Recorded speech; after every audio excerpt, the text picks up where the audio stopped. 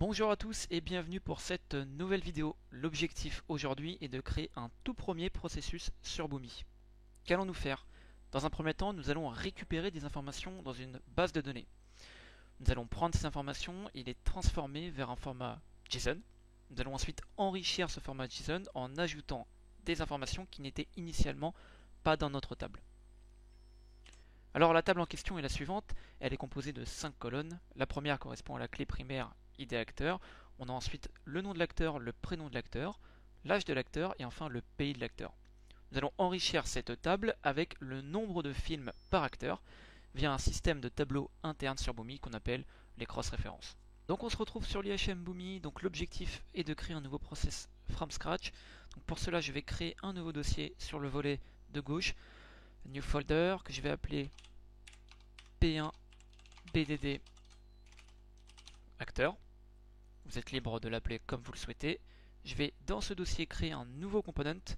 Donc ça va être un nouveau process que je vais appeler du même nom que le dossier, donc P1 BDD acteur. Donc ça va être un process qui va être de type no-data, c'est-à-dire qu'il n'y a pas d'input, le process commence avec 0 document, il commence from scratch. Donc je rappelle, l'objectif c'est de récupérer des informations depuis une base de données. Donc pour cela, je vais prendre le connecteur database que je vais glisser sur mon IHM. Alors, il y a deux types d'actions possibles, l'action get et l'action send. Alors, dans le cadre d'un select from database, en fait c'est un get. Si on aurait voulu faire un update, un insert ou même un delete, il aurait fallu prendre l'action send. Donc je vais sélectionner l'action get.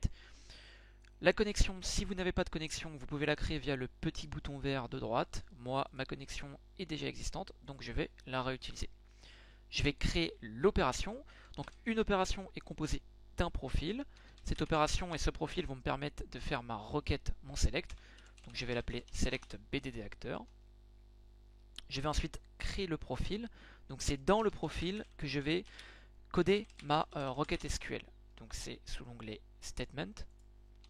Donc tout simplement, je ne vais pas sélectionner toutes les requêtes de la table que vous avez vues dans les slides précédents, mais je vais uniquement sélectionner 3 colonnes, à savoir nom acteur,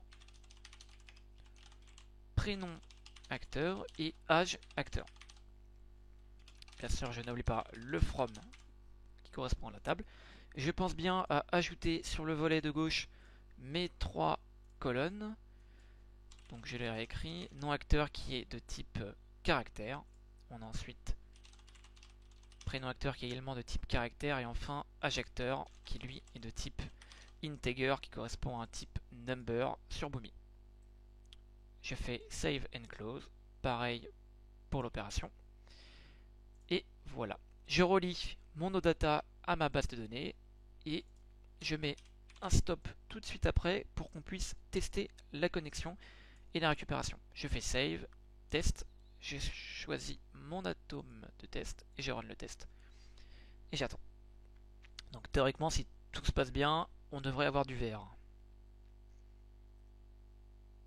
On a du vert, c'est bon signe. Maintenant, il faut savoir si on a bien réussi à récupérer les informations. Donc pour cela, je me place sur mon dernier composant qui est le composant stop. Je fais shape source data qui va contenir mon document. Quand je clique sur le view source, je vois que j'ai bien récupéré mes informations. Alors ces informations elles sont sous le format BDD, donc c'est un format qui est pas très beau et pas très lisible.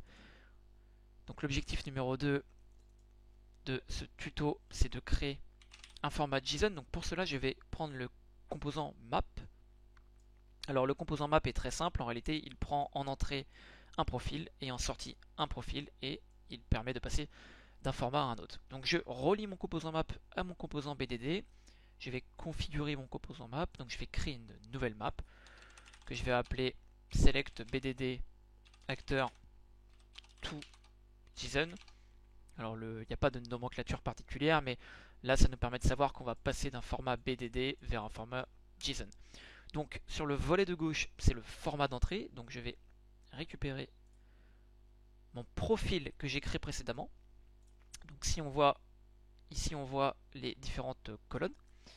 Et je vais créer donc mon profil de sortie qui va correspondre à mon format JSON. Donc je vais l'appeler acteur underscore JSON. Alors en type de profil, on va faire une array d'objets. Donc je sélectionne mon route, je vais créer un arrêt repeating comme ça. Tac, ici, je vais dire que c'est un type object.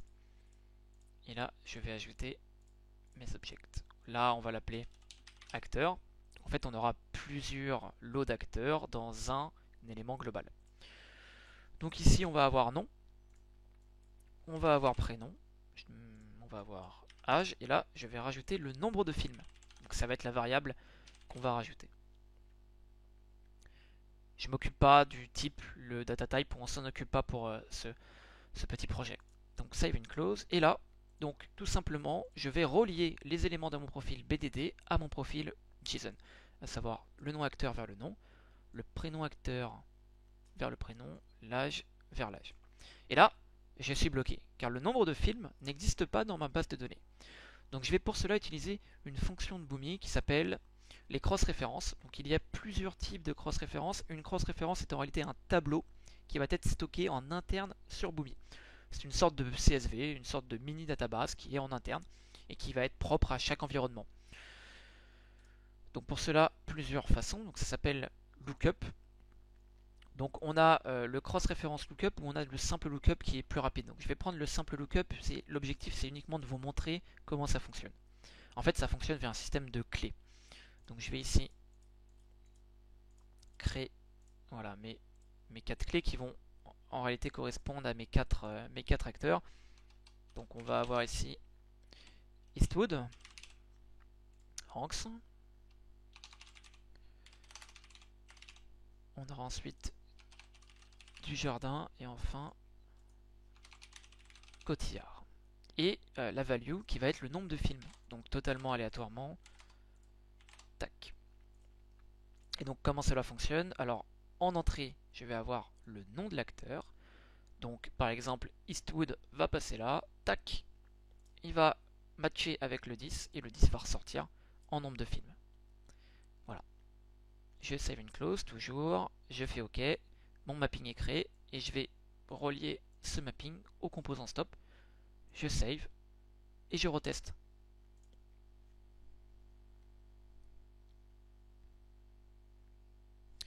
Voilà, du vert, donc pas de problème. Je clique sur stop, je vais voir ce qu'on a en sortie et normalement on devrait avoir un beau format JSON.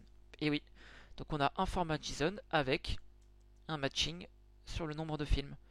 Hanks 20, si je vais vérifier dans mon mapping, Hanks était bien égal à 20. Voilà, donc vous avez pu créer un process très simple qui permet de passer d'un format base de données à un format JSON. On peut imaginer qu'après le stop, on puisse envoyer ce format vers d'autres outils ou même tout simplement vers une API. Voilà, c'est terminé. À très vite.